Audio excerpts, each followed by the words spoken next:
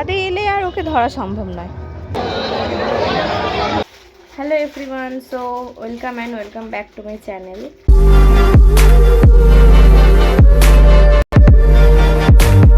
আজ হলো আমাদের কালী পুজো। সো কালী পুজোর দিনে এতটাই বেশি গরম ছিল, আমি তো ডিসাইড করেই নিয়েছিলাম যে আমি কোনো মেকআপ শেকআপ কিছুই করব না, জাস্ট একটু টুকটাক টাচ আপ করবো। সো আমার স্কিনটা যাতে ভালো থাকে, কোনো মেকআপ যেহেতু আমি করবো না, স্কিনটাই যেন খুব ভালো থাকে, তো তাই আমি একটু স্কিন কেয়ার করছিলাম। তো প্রথমেই আমি একটা স্ক্রাবার ইউজ করছি, দেখতেই পাচ্ছি। আমি এখানে চান টান করে বসে গিয়েছিলাম, আমার ফেসে তখনও কিছুই ছিল না।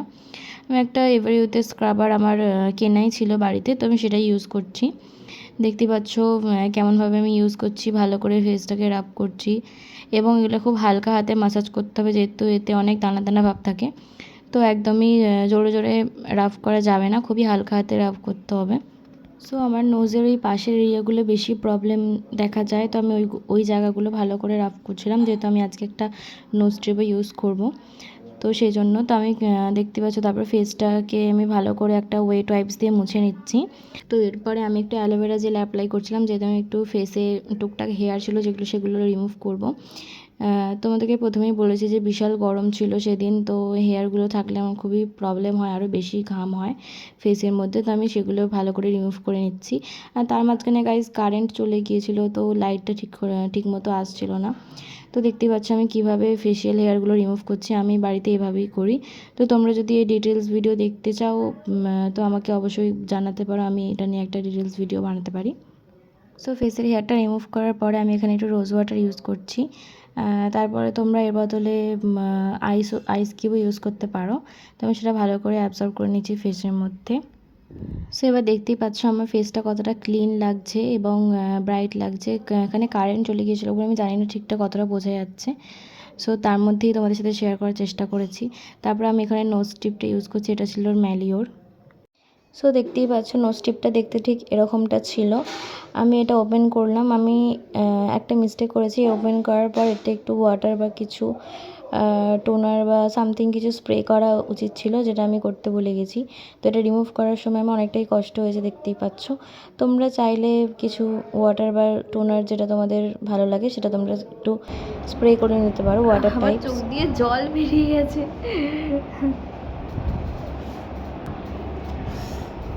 বাপরে, ফাইনালি এটা আমি রিমুভ করতে পারলাম।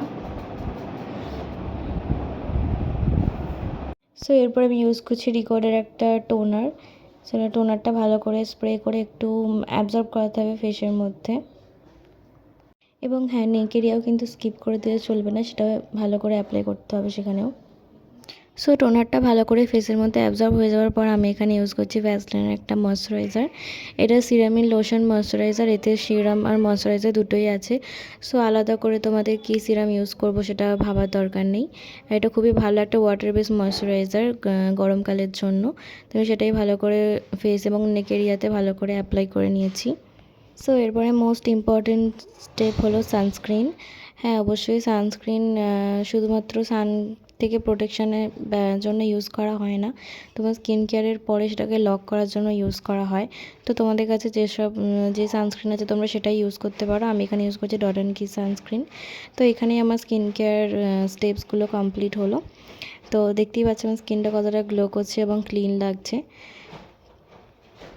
গাইজ, আমি এখন ঘুম থেকে উঠে একটু ছাদে এসে ইনি কি করছে। এই এই এই, ছাদে এলে আর ওকে ধরা সম্ভব নয়। কি করছিস, কি করছিস? এই জেনি, কি করছিস? জেনি, দেখ দেখ, ওই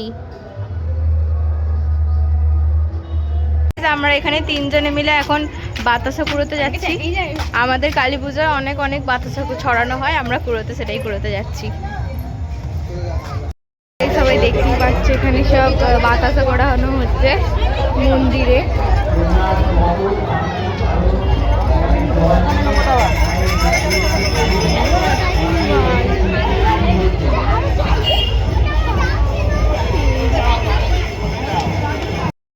এখানে এখন বাতাসা কুড়ানো হচ্ছে, ওই যে ঠাকুর ভিড়টা। সো গাইজ আমি আজকে এই কুর্তিটা পরছি, তার ব্যাগটা এরকম ডিজাইন করা, আর তার সাথে এই জিন্সটা পরছি, আর এই কয়েকটা অক্সিডাইজের চুড়ি আর ইয়ারিংটা পরছি। একটা ইন্দো ওয়েস্টার্ন টাইপের লুক করতে চাইছি। সো চলো রেডি হওয়া যাক। সো গাইজ এটা হলো আমার ফাইনাল লুক। তোমরা কমেন্টস করে জানিও যে কীরকম লাগছে। আর এই ইয়ারিংটা না 14 বার খুলে যায় এরকম। This is my final look.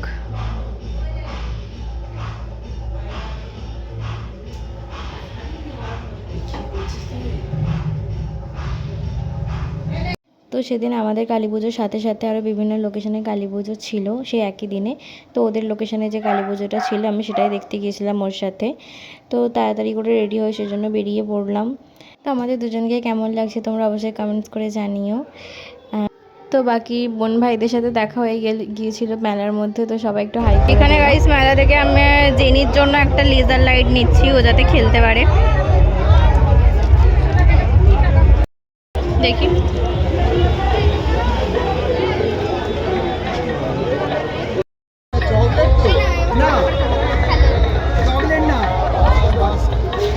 Guys আমরা এখন এখানে আইসক্রিম কিনতে এসেছি।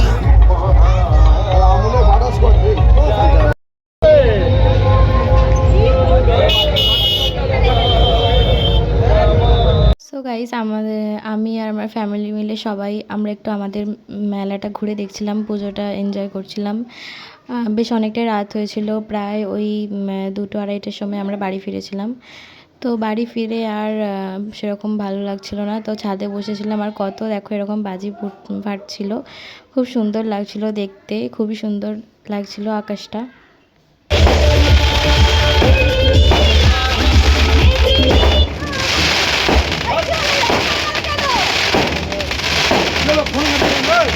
সো গাইস কালী পুজোটা আমাদের খুবই ভালো করে এনজয় করে কাটলো। তো আমি ভিডিওটা শুরু করছি তার পরের দিন লাঞ্চে ছিল শাক, তরলি ভাজা, লেবু এবং মাটন। আর ইনি আমাদের বাড়িতে চলে এসেছিলেন নিমন্ত্রিত হয়ে। তো আমরা সবাই মিলে খেতে বসেছিলাম, দেখতেই পাচ্ছ মাটন ছিল।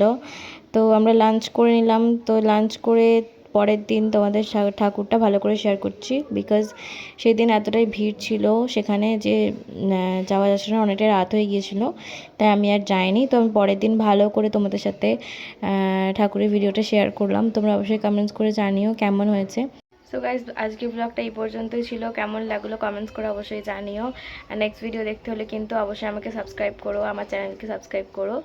আর ভালো লাগলে অবশ্যই এটা লাইক কমেন্ট করে দিও, এবং দেখা হচ্ছে নেক্সট ভিডিওতে। Bye, thanks for watching.